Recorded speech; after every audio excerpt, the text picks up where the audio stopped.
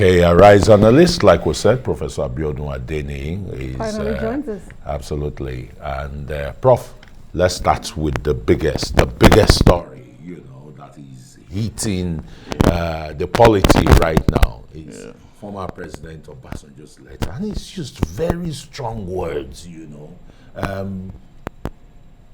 It's like a betrayal of trust from those in INEC, from the chairman and everybody in their situation room. Look at the kind of words the former president used. Money for perversion of justice, the people's will, and blood money.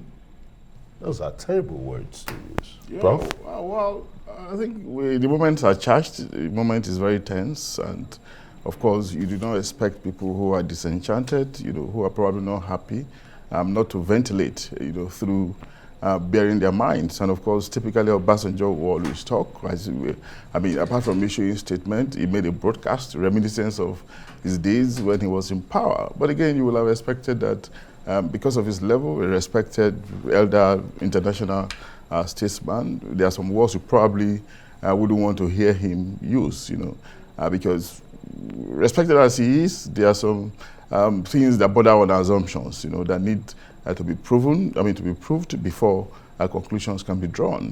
Blood money, what money is blood? Would the likes of former President Obasanjo just be assuming? With the myriad of intelligence at his disposal, with his experience as former head of state, two-time president of Nigeria, assumption, Prof? Christian, take it easy.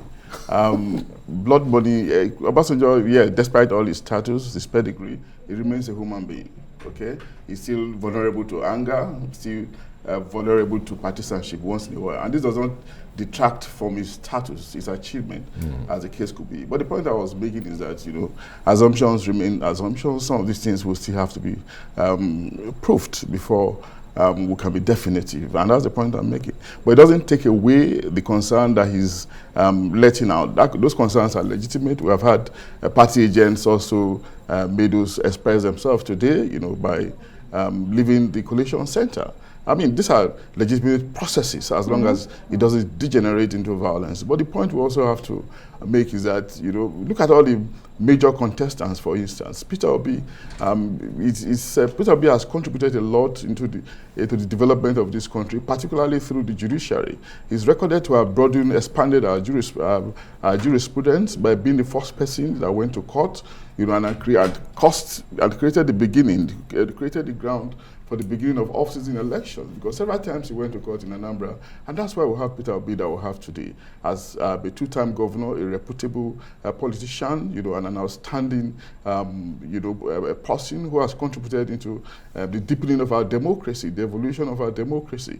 The courts are still there for him to resort to, as the case could be. If at the end of the day we think that he should win and he didn't win, or is not declared as a winner. Then if you look at PDP too, Atiku is reputed to be a fighter. Several times he fought President Obasanjo as vice president.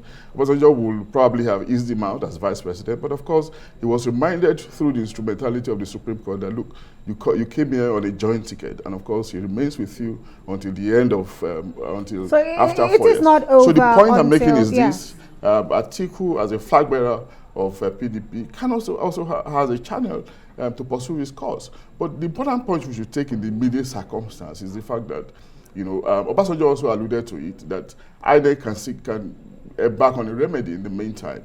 Let's identify areas where we think that election has been rigged, because the votes cast, weren't uploaded onto the INEC server. As the case well, Prof, you're taking me directly to the next question I was going to ask you, because Obasanjo, as we know, he's one, they like to call him the man of letters. Yeah. But this time around, he's speaking, so Nigerians know it's not just about putting pen to paper. But he's made some serious demands right now. One of them you've actually alluded to. He says, the process has been corrupted. Yeah. So he's calling that results should be cancelled, and even the polls should be cancelled in certain areas where the server did not get those results on time. And he's also called for a committee to be set up, having, you know, the 4 top leading political parties and their candidates, and even maybe the NBA president should be a part of it, and some elder statesmen, to really sit down and find a way forward. So my question to you right now, in the middle of what we're going through as a nation, how realistic is this demand of the former president? Well, they are very concerning, and that's probably a way to go. And I think INEC chairman also alluded to it, that if concerned parties or agitating parties have identified areas where there are discrepancies between the original result and the one that were brought to Abuja, I mean, they should bring those results to the attention of INEC, and they will deal with it at the end of the exercise. But I think the point of disagreement is that it should be dealt with now, not at the end. That's what that seems to be the bone of contention. But overall, I want to believe that the leaders, INEC leaders, will sit over these things and probably provide the best options, because the issues that have been raised are very concerning, they are very disturbing, they impinge on the integrity of the process. And of course, if an election is not seen to be free, fair, credible, and transparent, it's a problem for us, realizing that we have worked at this for the last 23, 24 years to improve the credibility, enhance the credibility of our election. And if we are having this kind of experience that we are having, it's taking us years back to where we ordinarily would not want to be. But I think it's not all